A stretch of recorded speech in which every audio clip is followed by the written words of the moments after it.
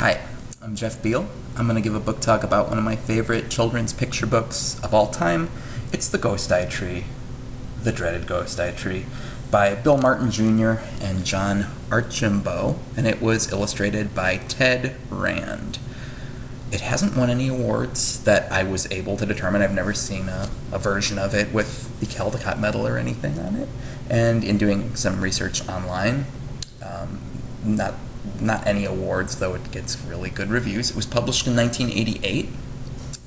I was 5 when it came out. I remember when it was a new book at the library where my parents would take me, and it was checked out very often by me.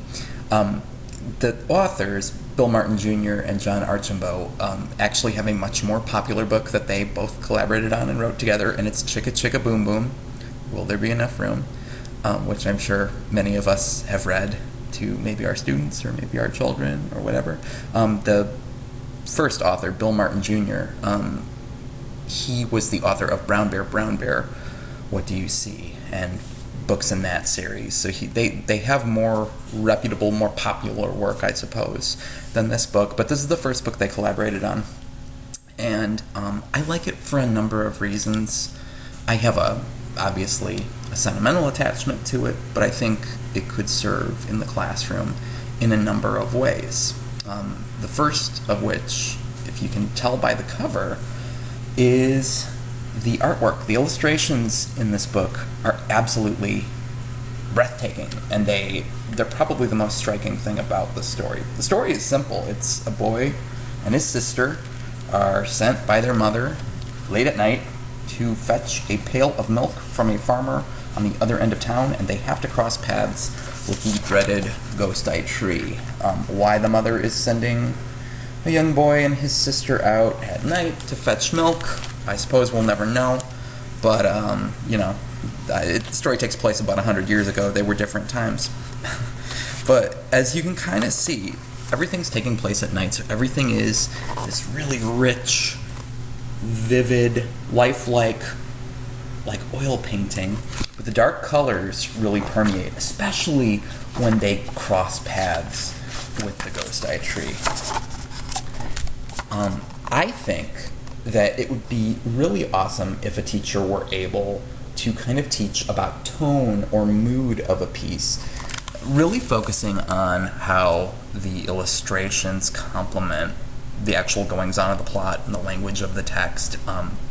It's kind of inescapable that this is going to be a dark story, although it's not that dark. There isn't really a ghost in the tree. If you look on the cover, you can see a little set of eyes up in the tree. There are clues throughout the text that it's probably an owl that's making the tree seem alive, though it's never really acknowledged.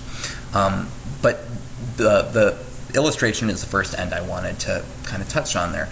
The next one would actually be the language of the text itself, and although I would say this is a 2nd or 3rd grade text, you could use this for older kids as well if you were covering poetry or anything that involves meter or rhythm or even sound patterns, because the book doesn't rhyme.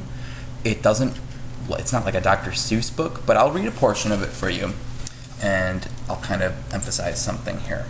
When the sister and the brother first actually go out and they're setting off on their way to the Ghost Tree. I'm going to read a portion. "There's nothing to fear," my sister said. "There's nothing here but an old oak tree." "No, there's nothing here," I said. "Nothing to fear in an old oak tree."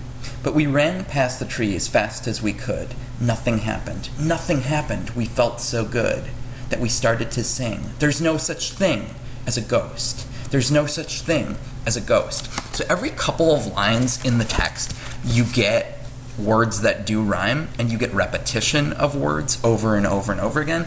And there are like line breaks that are very poetic in a book that is meant for 2nd and 3rd graders. So it would be, I think, fairly easy to kind of talk about how does the way the book is written, the language arrangement, how does it create a rhythm? And how does that rhythm or meter or whatever you want to call it contribute once again to the mood or the tone of the book? Here you get a real sense that this is coming from the perspective of a kid. I think the protagonist, the little boy, is supposed to be about, 6, 7, 8 years old, something like that. And the rhyming and the rhythmic element give the book a real playfulness that makes it a real joy to read aloud. I know, because I get to read it aloud all the time to my daughter now. Last but not least, I think the brother and the sister have an interesting relationship in the story. The sister's a little bit older. She's purportedly a little bit braver than he is, but not really, because in the end of the book, when she has to go get his hat back, they kind of have this like very warm moment between the two of them where she empathizes with him and is nice to him. So I really like that you can do a lot with character development. You can make inferences about the characters, just looking at some of the smaller ways they interact and talk within the book. So that is The Ghost I Treat. I hope that everybody's able to find it. It's at, I would say, most larger public libraries, and it's on Amazon.com for $8 if you want a nice hardcover copy like the one I have here. Thank you.